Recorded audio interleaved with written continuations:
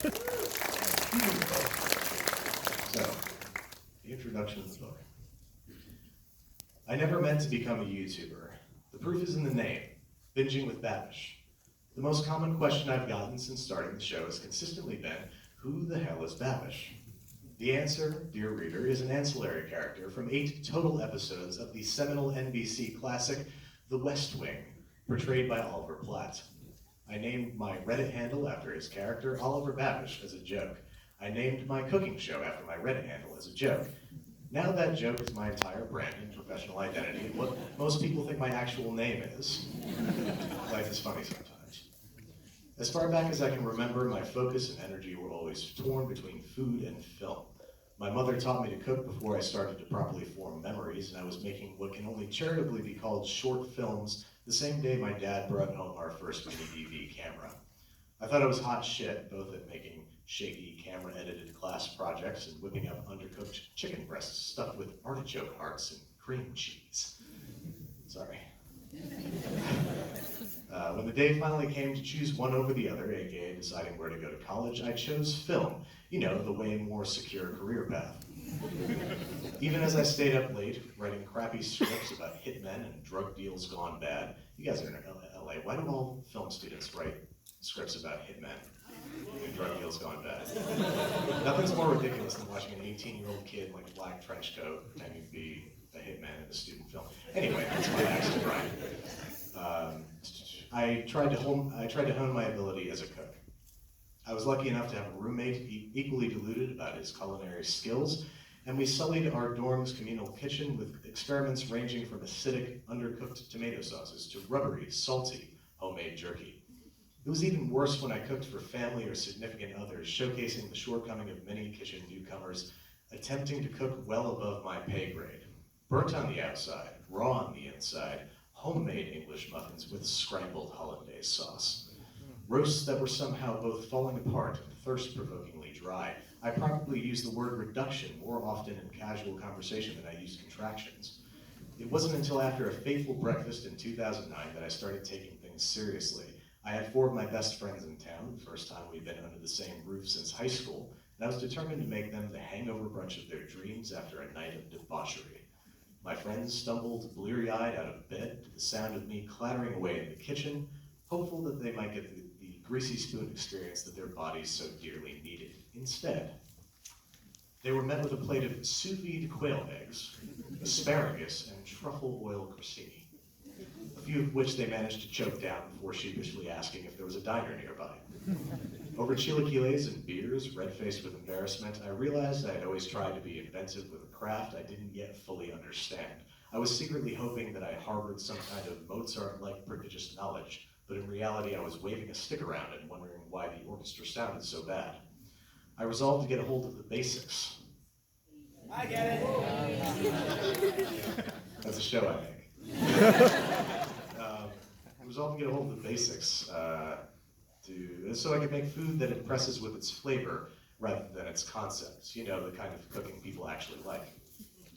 For some reason, it took nearly 15 years for me to put food and film together, and it happened quite by accident.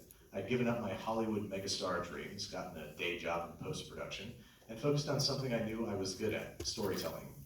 I took every documentary gig I could get my hands on, toiling until twilight after work, often with something bubbling away in the background on the stovetop. One of the documentaries I edited got into the Tribeca Film Festival, but overall, my contributions to the field went unnoticed.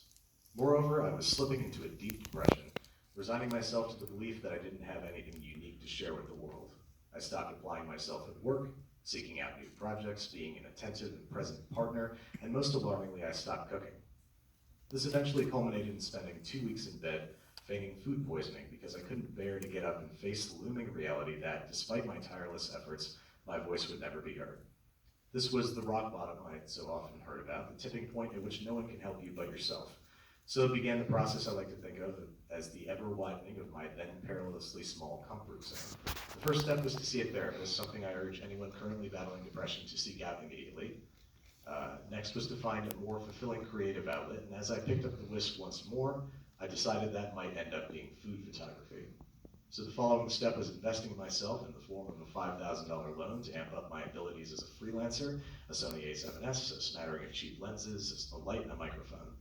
I decided to test out my new toys in my oddly perfectly lit kitchen, whipping up a smoothie out of vegetables in the fridge. I hit stop on the camera, ripped out the memory card, and was editing within a minute.